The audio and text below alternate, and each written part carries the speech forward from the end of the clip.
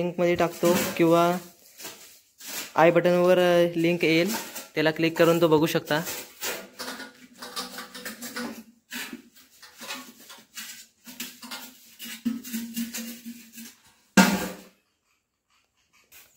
तर आपण हे बघतोय ते आपल्या गावातले पाटील काका आहेत।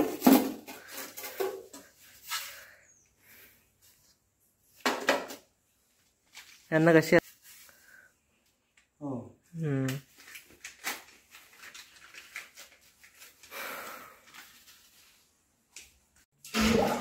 तर आता श्री वीरेश्वराची पिंडी धुवून आता बसवलेली आहे।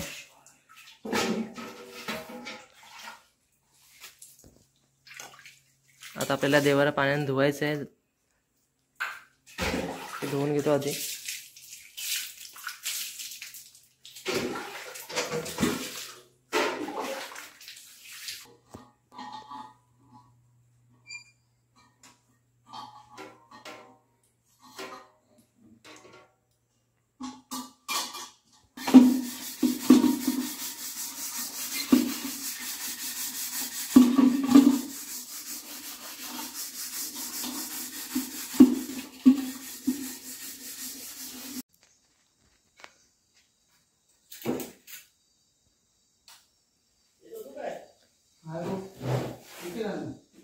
तर आता आपल्या देवाची श्री वीरेश्वराची पिंडी धुवून झाले। आता बाकी साफसफाई करायची आहे आणि बाकी देवाच्या मूर्त्या पण धुवायच्या आहेत आता।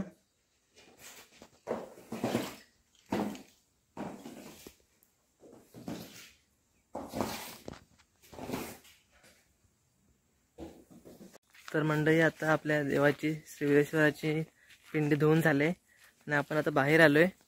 बाहेर आपले राणे काका आहेत, ते आपल्या जुन्या हस्तकला वगैरे आहेत त्या साफ करतायत, कारण आता पावसामध्ये शेवाळे वगैरे आलेले। शिलान्यास आहे रोमन लिपीमध्ये। हे आपले राणे काका आता याच्याबद्दल थोडी माहिती देतील। हे पुरातन काळातलं आपलं शिलान्यास आहे, त्याच्यावर रोमन लिपीमध्ये मुळी लिपीमध्ये हे लिहिलेलं आहे। आता पावसाळ्यामध्ये थोडीशी शेवाळी आहे, ते आपण आता साफ करतोय आणि त्याचा चांगल्या प्रकारे आपण इथे हे करणार आहोत। उदाहरणार्थ इथे साईडने आजूबाजूला चौतरा बांधून त्याची देखभाल करणं, वरती छपरा वगैरे हे सगळं आपण करणार आहोत। तर आपण बघतोय आपल्याला ही भाषा समजत नाही, कारण तेव्हाची काळात होतील ती मूर्ती पण आहेत, पण त्या नीट आपण समजू शकत नाही या जास्त।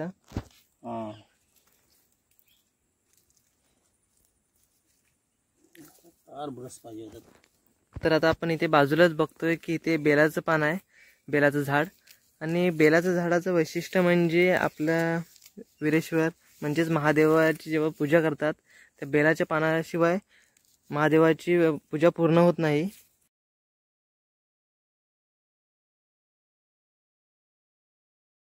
आणि जर तुम्ही मागचा व्हिडिओ बघितला नसेल तर आठवणीने बघा, तसं पण मी डिस्क्रिप्शनमध्ये लिंक देणारच आहे त्या व्हिडिओची। आपण सविस्तर व्हिडिओ केला होता मागे। तर आपल्याला आता पूजा करायचीच आहे, पण अण्णा आता काय करणार आहेत ते आपण अण्णांकडून जरा माहिती घेऊया। आता हे घट बसवायचे आहेत ना। आता घटाचा जो घट जो हे तयार करतो आपण, करा ठेवतो, ते आता ते तयार करतोय। थोडा करा करणार आणि त्याची पूजा करणार। मग आता हे घटाचा पूर्ण हे करून म्हणजे करा आपला हे करून ते नंतर मग ही सगळं पूर्ण घट बसले की नंतर मग त्याची पूजा करणार। ते तयार करायचं। तर आता अण्णा इथे चौथरा मांडतायत, त्यानंतरला याच्यावर आता तयार झाला, चौथरा तर तयार झाला, त्यानंतरला याच्यावर घाट ठेवायचा, घट ठेवणार आहेत। आणि आता आपण 24 तारखेला बघतोय की 24 तारखेला दसरा जवळ येतोय आपल्या इथे। तर आजपासून घटी बसवायला सुरुवात होते, घटस्थापना। त्यासाठी करणारी सर्व तयारी इथे आणून ठेवलेली आहे, जो जो काय लागणार आहे तो।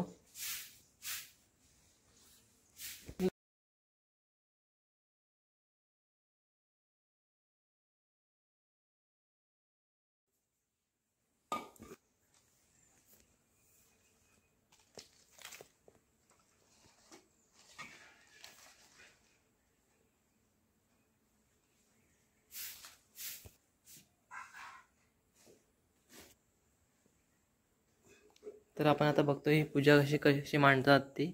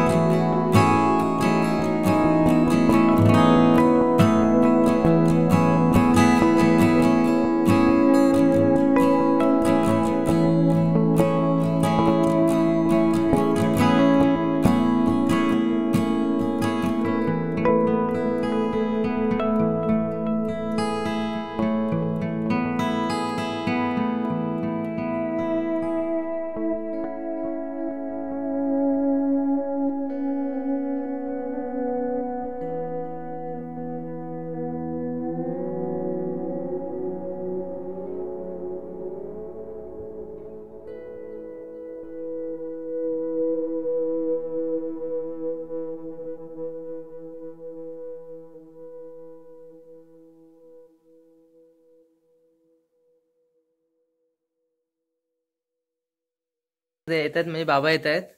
बाबा आल्यावर आम्ही तिघेजण आलो. म्हणजे असं काही नाही, काही जण येतात दिवसाचे येतात, काही जण रात्रीचे येतात. कारण आता शेतीची पण कामं आहेत चालू.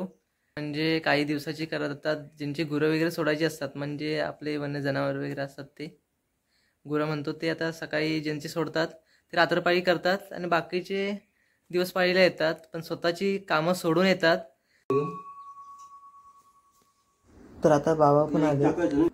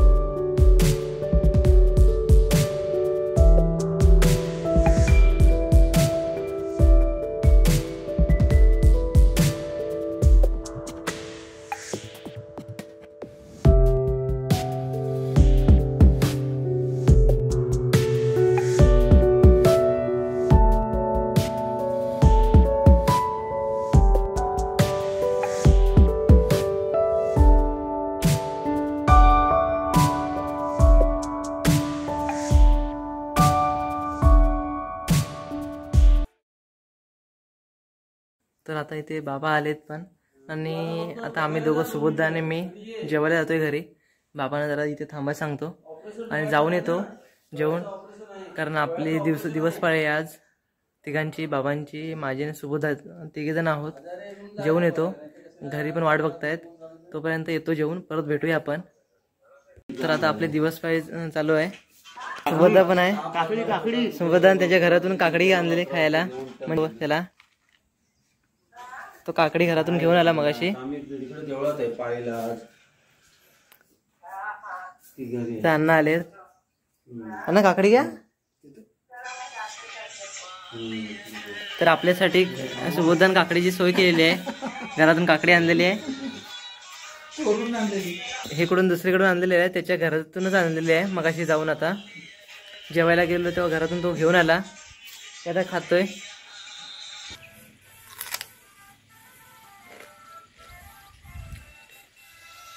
तर मंडळी आपण आता काकडी खाऊन झालोय.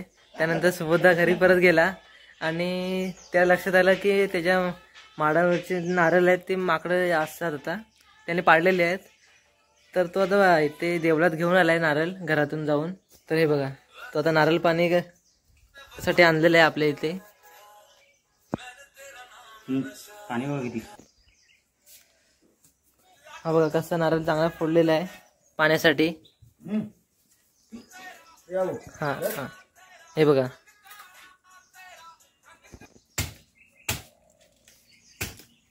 पहिल्या दिवशीवाल्याची मजा, पहिल्या दिवशीवाल्याची मजा,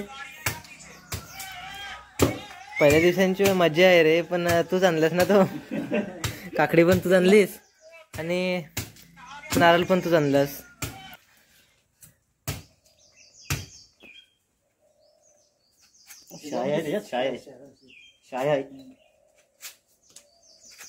तरी आपण आता बघतोय तो कशा प्रकारे नारळ सोडतोय आता पाण्यासाठी.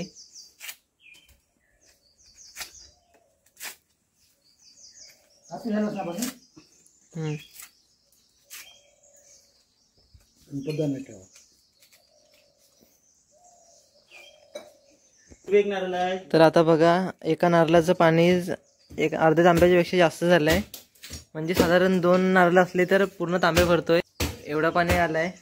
पण त्याचीच कृपा आहे, त्यानेच आणलं. मगाशी काकडी घेऊन आला आणि आता नारळ पाणी घेऊन आलाय. नारळ पडलेले माकडं वगैरे पाडतात. आता दिवसेंदिवस माकडं जास्त यायला लागलेत इकडे शेतीमध्ये किंवा घराच्या आवारात.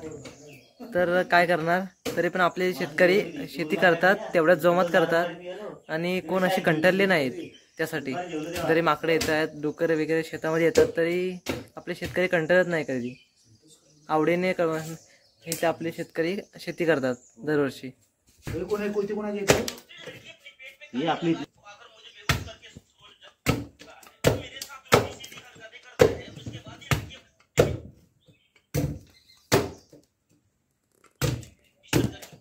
मंडळी नमस्कार. आता आपण वाजलेत किती, 9 वाजायला आले. आपली दिवस पाळी होती आणि आता बाकीचे आपले वाडीतले पण लोक आलेत. अण्णा आलेत आणि बाकीचे बाबा वगैरे आलेत. हे बघतो आपले सकाळी पुजारी होते पाटील का, ते पण निघाले. आणि आता आपण निघतोय. आता अण्णा पण आलेत रात्रपाळीला. अण्णा चंद्यांना आलेत आणि बाबा आलेत, गोरले बाबा.